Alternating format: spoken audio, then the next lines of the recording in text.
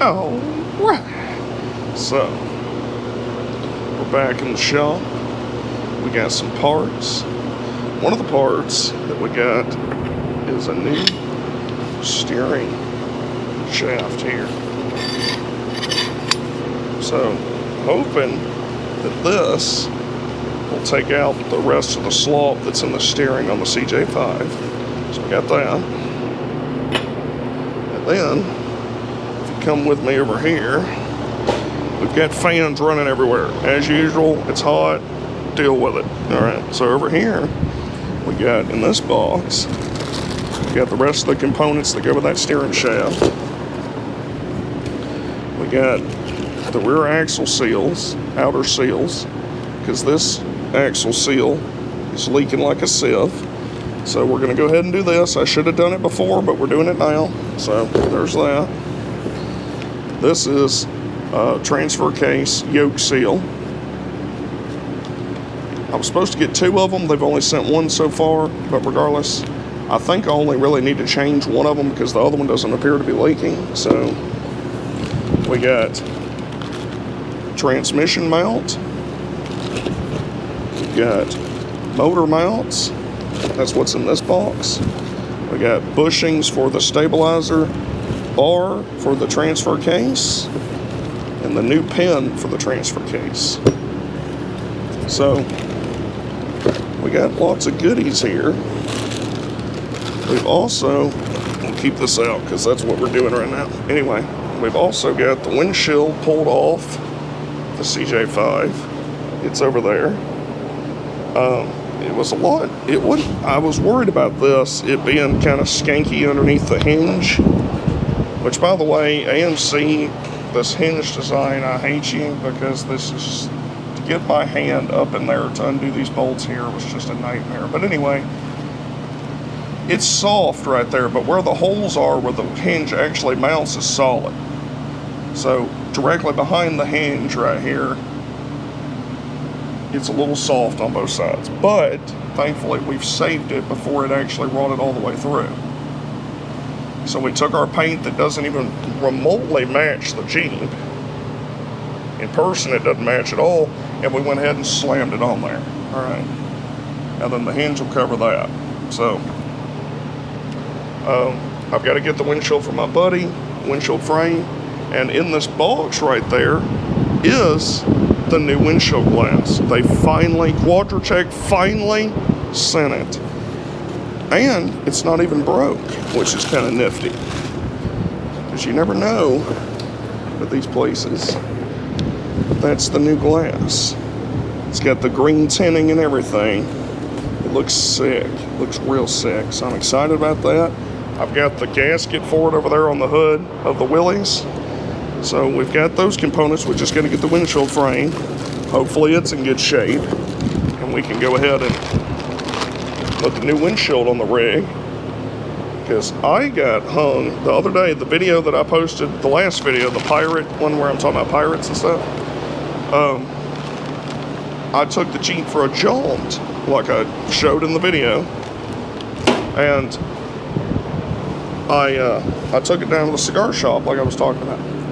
I got hung up in a hell of a rainstorm, and it turns out that when you don't have a windshield glass, that the rain funnels into your face, and it's aggressive.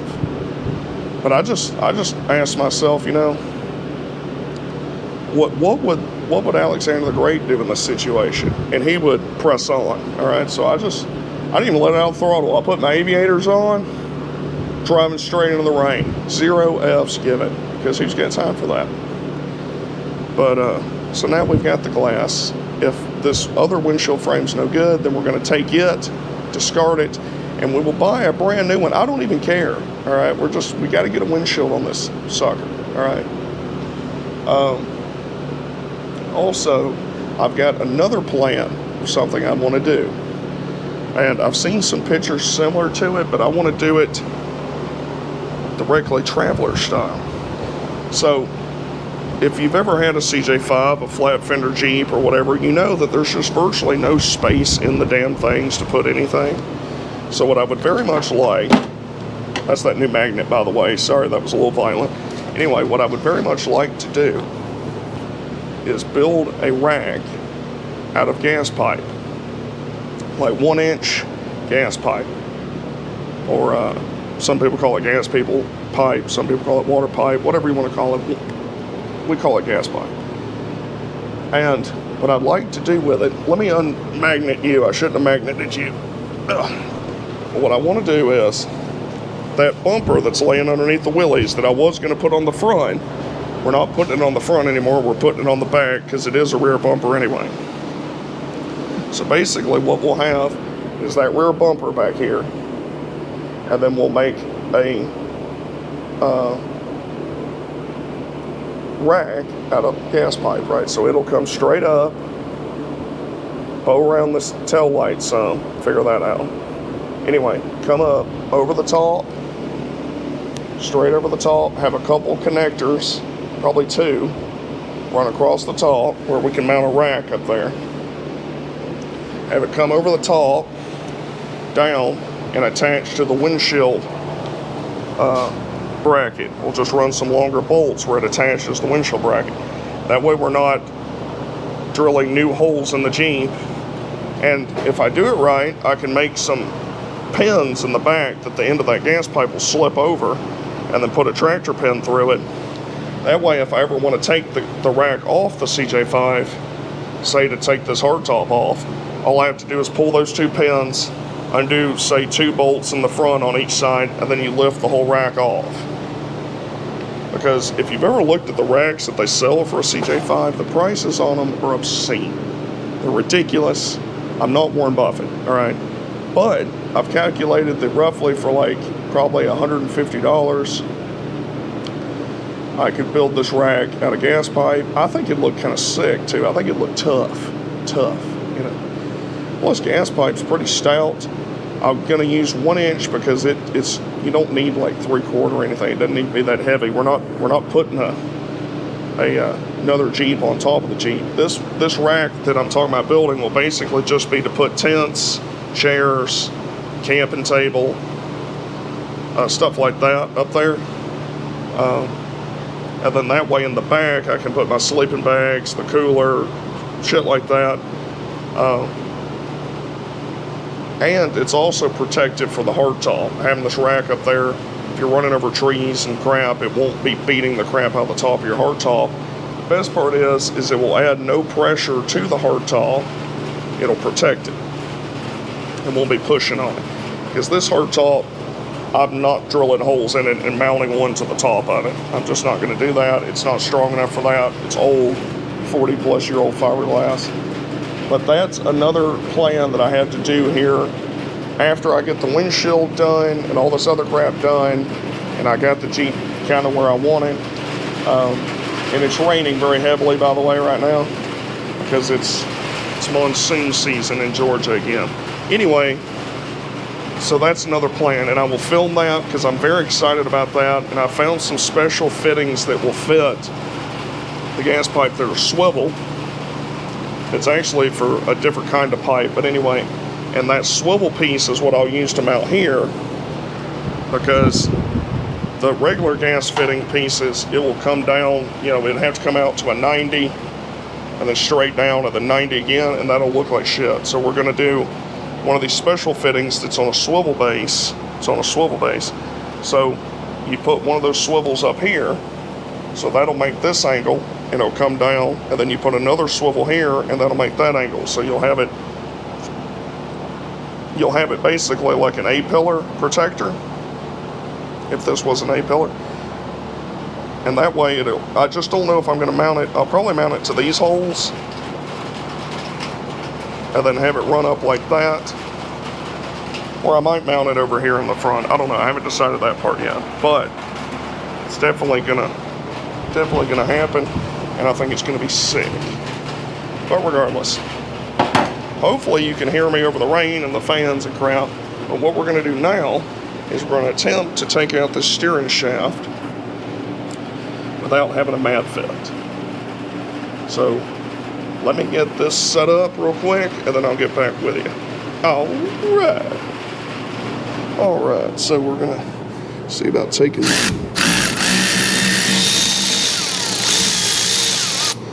this off, which when I did this before sucked very badly, but I'm hoping that it won't be as bad this time. That's what I'm hoping, because last time I never got this off, this shaft. So, because it does collapse, but it doesn't,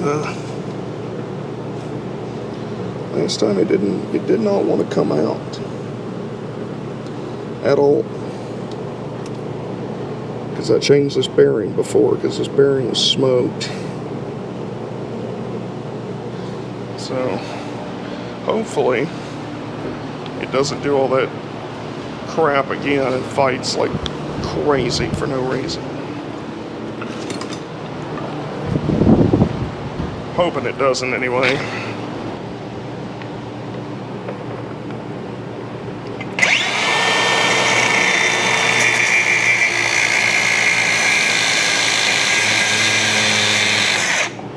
It's important to safety squint, by the way, while you do this.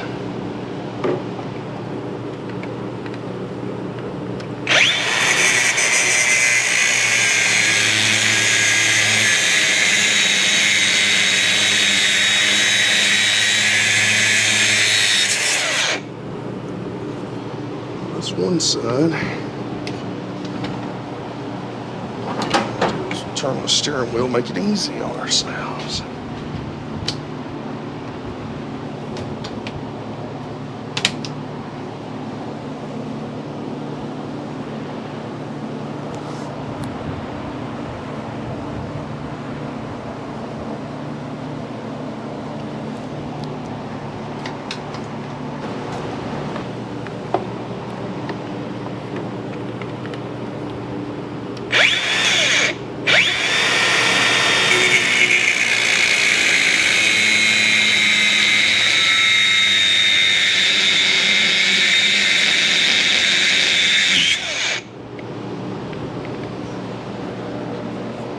Why do it right when you can do it wrong, people? I ain't got no time to be wasting, alright? Put you back up here. So now we got this cut out of the way. Worry about that down there in a second. Alright, we're just trying to get this off now. It's hot as hell. Probably shouldn't be touching it.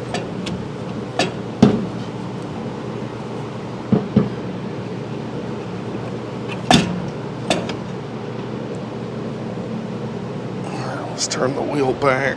We might consume something.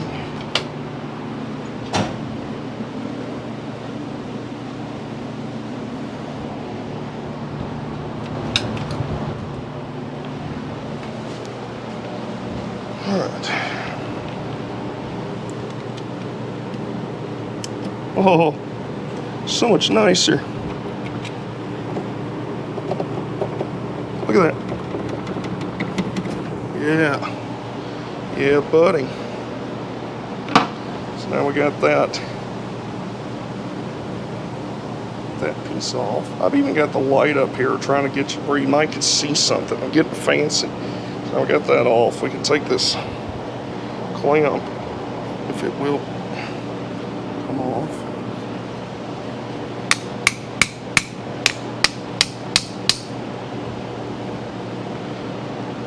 Don't worry about that tonight. Alright, so we got this piece done. Let's check and see if the new one is the right spline count, because I don't know. It's supposed to fit. It's supposed to.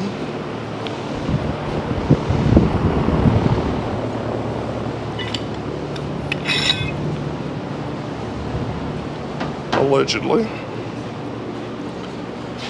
And you notice this right here, see how it's difficult to move?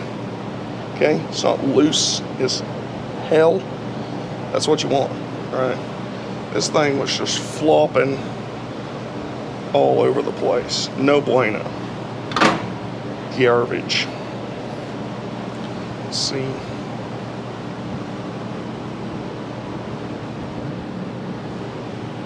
Hopefully this is the right spline. It's supposed to fit. So just fit. Just do it. Just do it. Do it. Do it. Do it. Do it. Simply do it.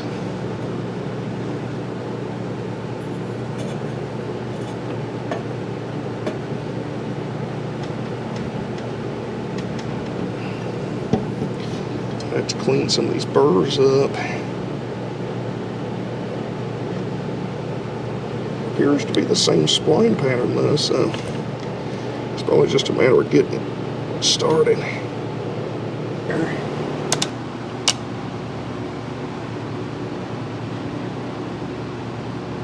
What you gotta do is take that clamp off and try to fight that MF off of that spline, which is probably gonna suck. Alright, maybe you can see this, but this is, we gotta take this clamp off and pull this apparatus off, ideally without destroying anything.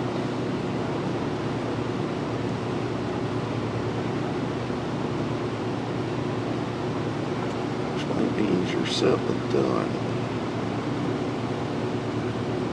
So I'm gonna turn the wheel, try to get this pointing in a direction that I can access.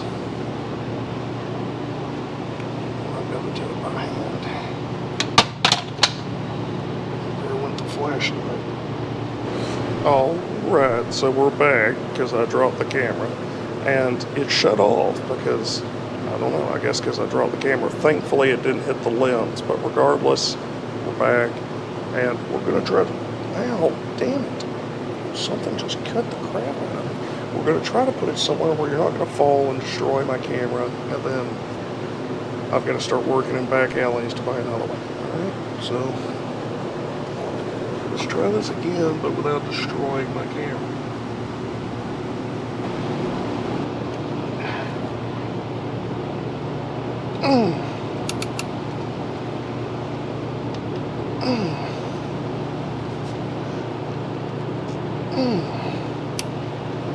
Yeah.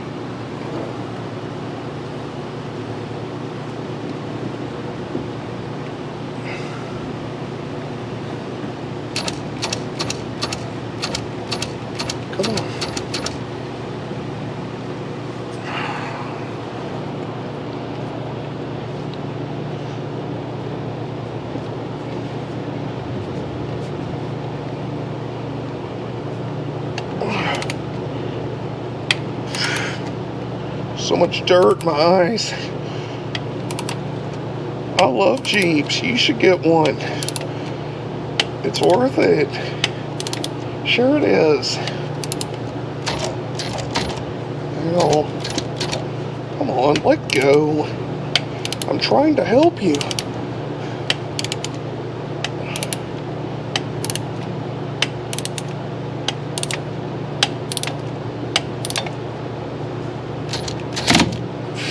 Well,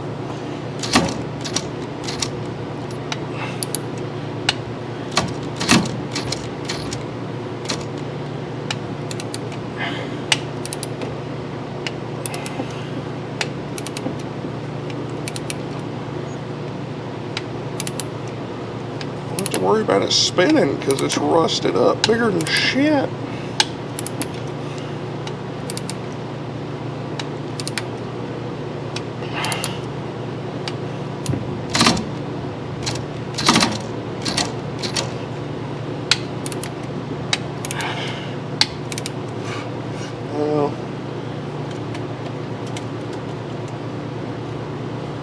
blind now, so maybe I'll like the blind Wreck Like Traveler channel.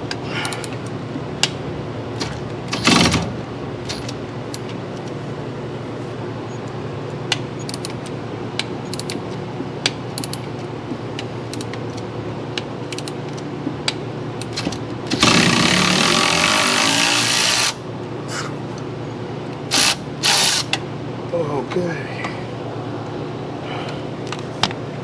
That was aggressive.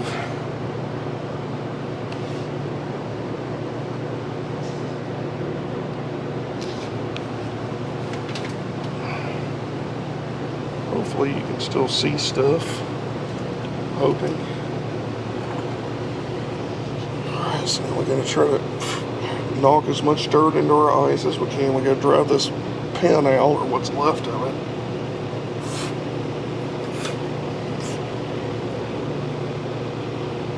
It's gonna be great. Yeah, buddy.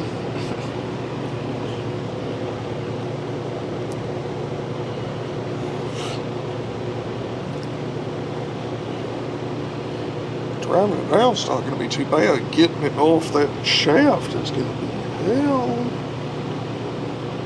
But we'll get it. We're going to try to move you again so that you don't have to just sit here with the same angle the entire time, because otherwise that sucks. I'm trying to do it cinematographer, whatever the hell it is. I'm trying to do that for you. Alright, just trying to do this without going blind.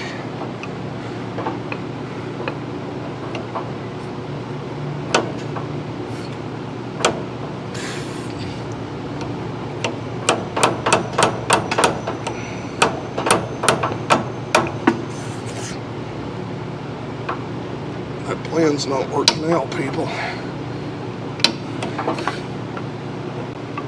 I'm gonna be like Helen Keller here in a minute. But nowhere near as smart. Let's see. Come on. Just like that. Yeah, that's right. Deposit more rust in my eyes. There we go. Alright, we got our bulb out.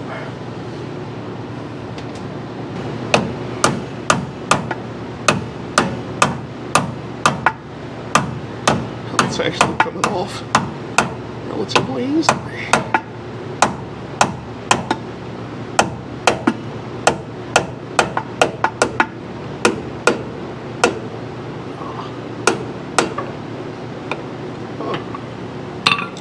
I'm expecting that.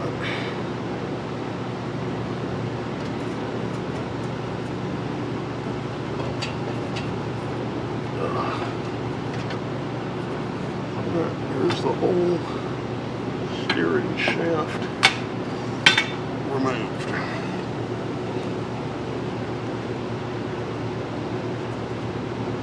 Get some sandpaper or something to clean this up. There's the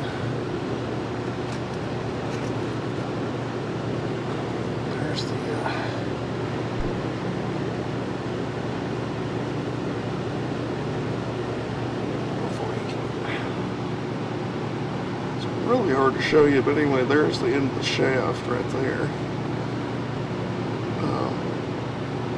So we got to get that kind of cleaned up and probably put some grease on it or something, make the new spline slide onto it a little bit easier. Just buy a Jeep, it'll be fun. It'll be fun, they said. It'll be awesome. Rather be in a gunfight at the OK Corral than constantly having to fix Jeeps.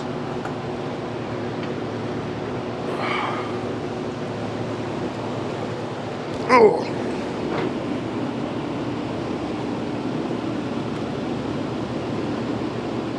I say that, but I keep doing it.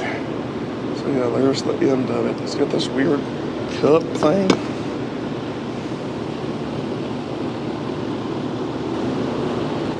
Might have to change my battery here. It's getting kind of low. But anyway, before we do that, did you know that the gunfight at the OK Corral, Wyatt Earp, Doc Holliday, his brothers, Wyatt Earp's brothers. Now in the movies, like Tombstone, don't get me wrong, I love Tombstone, right? Love it. Seen it 4 million times if I've seen it once. Did you realize that gunfight at the OK Corral, those guys were all over each other? In Tombstone, it shows like there's like 10, 12 feet between them. No. Now in real life, the OK Corral is very, very small. You see pictures of it from the day. And at one point, Doc Holliday, who did carry a shotgun there, and he did that because he was shit-faced drunk, okay? Doc Holliday was impressive. He's got a whole epic background and history. He's from Georgia. He's a Georgia boy. But anyway, he was also a pretty debilitated drunk. So they gave him the shotgun. And at one point, there's several accounts that say they were so close to each other that he took the barrel of that shotgun and pushed, before the gunfight starts, that he pushed one of the cowboys away. As like they first came up, they kind of came out towards him, and he pushed him at the end of the gun barrel. Different accounts, there's so many different accounts about the gunfight at the OK Corral, but the main consensus is that Doc Holliday is the one that inadvertently initiated it, right? In the movie, in Tombstone, he winks. In real life, the best that we can come up with is that he cocked the hammers on his double-barrel shotgun. That they were still, Wyatt Earp and his brothers were still talking to the cowboys, to Ike Clanton and them, and that Doc Holliday reached up with his thumb and thumb-cocked it. And when he did that, it panicked the cowboys, so they're like, F this, and then all the shooting starts. There's also these cool accounts about how Wyatt Earp was the only one at the gunfight at the OK Corral that wasn't wounded. His brothers were both wounded. Doc Holliday was wounded. Doc Holliday actually thought that he was gut shot, but it was just a mild flesh wound. Obviously, they killed several cowboys. All of them are wounded. Wyatt Earp's not wounded. He's got bullet holes through his trench coat. And the accounts say that there was this man in all black wearing a black overcoat, and he stood stock still, that he never moved. And everybody else is moving and dodging and ducking. Kurt Russell actually talks about this in the extra footage for Tombstone. He talks about it, that all these accounts reference this one man in all black with this big black hat on, just standing stock still, shooting. And during the fight, Ike Clanton, like in Tombstone, you'll see in Tombstone, Ike Clanton runs up and grabs Wyatt and is begging him for mercy. And Wyatt Earp tells him something to the effect of, it depends on what you read, but basically something to the effect of, get to fighting or get the hell away. Okay, so this is while the gunfight's going on. Alright, we're back because my battery died. But anyway, it cut me off. So basically, Wyatt Earp tells Ike Clanton, get to fighting or get the hell away. So basically the point of the story is Wyatt Earp was a bit of the badass. He wasn't the angel that people think that he was. He'd been arrested several times. He was running brothels, illegal gambling things, all kinds of stuff before he was famous for being a lawman. A lot of the early lawmen were former criminals, because who knows how to stop crime better than a guy that used to commit crime, you know? So there's that. But maybe we'll cover Doc Holliday in more detail and Wyatt Earp and them in more detail at a later date, because they're pretty nifty.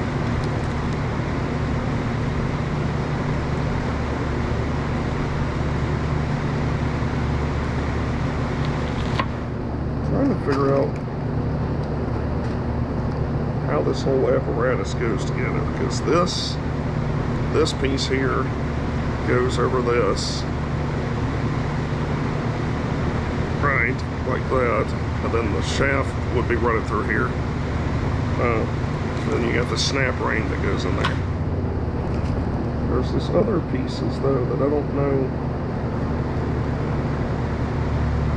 Strong shift ring clamper. What the hell that means? Because there's no instructions of any kind, and I'm pretty sure this is different from the old style. enough different to be strange.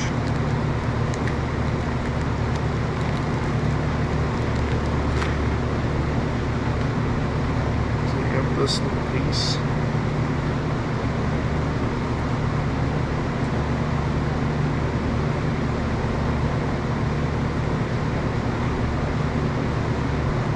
These pieces go on the ends. This, right? Got this T-joint. Put those on there like that. Okay. This. Oh, it must go like that. It must go like slip behind to hold pressure on those.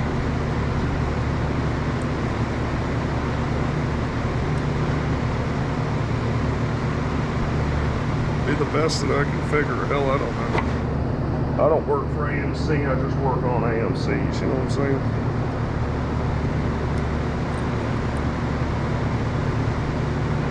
I'm thinking it goes like that.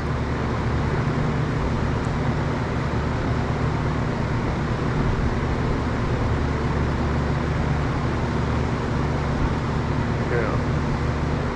And that keeps tension out on those. And you put it in here, which earlier I could not get it to fit in here, which is kind of concerning because it kind of needs to go in there.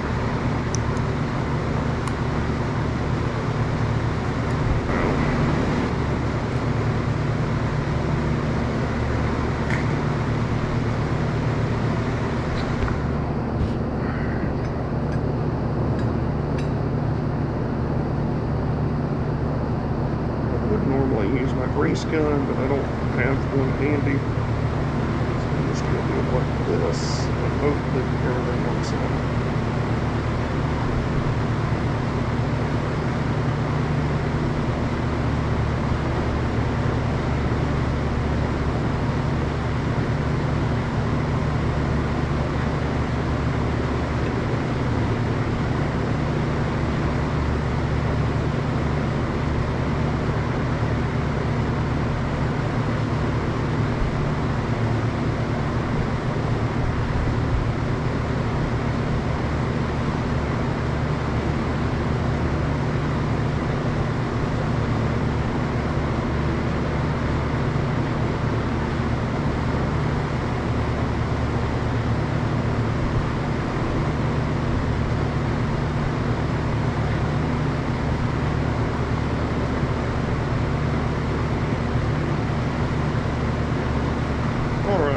There should be enough in there, my God.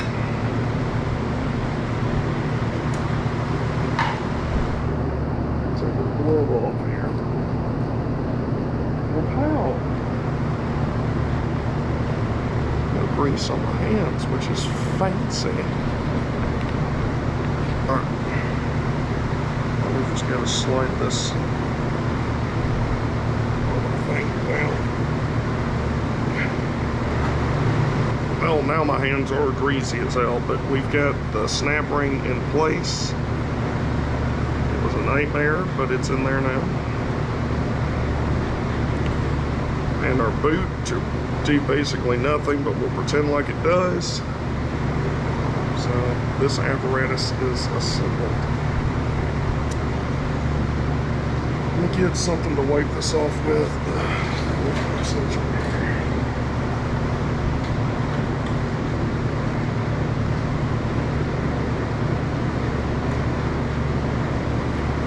Some of this grease off of it.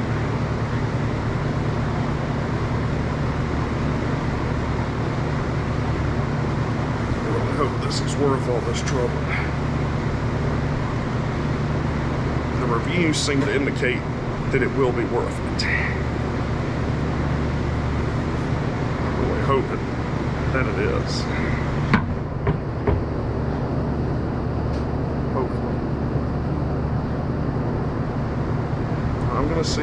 I'm gonna cut here, turn the camera off, and at least get the bottom half on because it's gonna be a pain and it's very hard to film. So I'm gonna go ahead and put it on, and then I'll show the upper half assembly and hopefully the aftermath. So don't go anywhere. Yeah, buddy.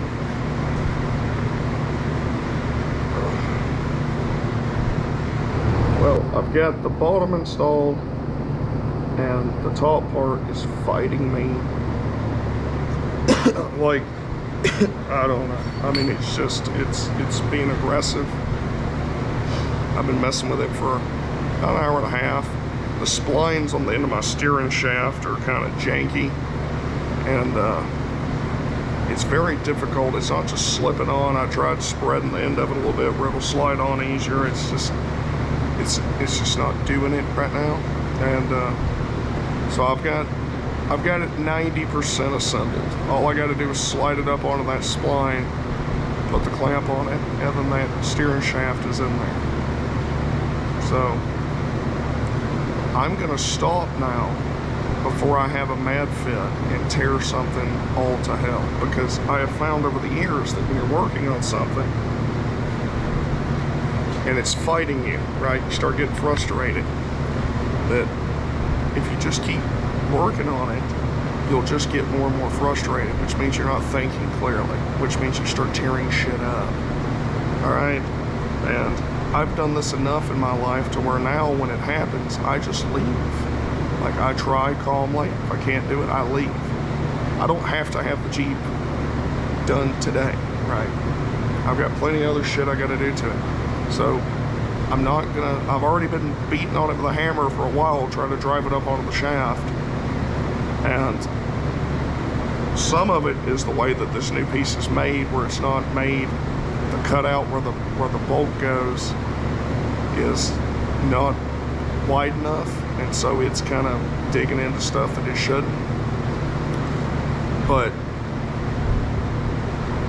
it's fighting, so I'm gonna give it a break. I'm gonna go down to the cigar shop probably, smoke a cigar, and revisit this with a calmer head. Let calmer heads prevail.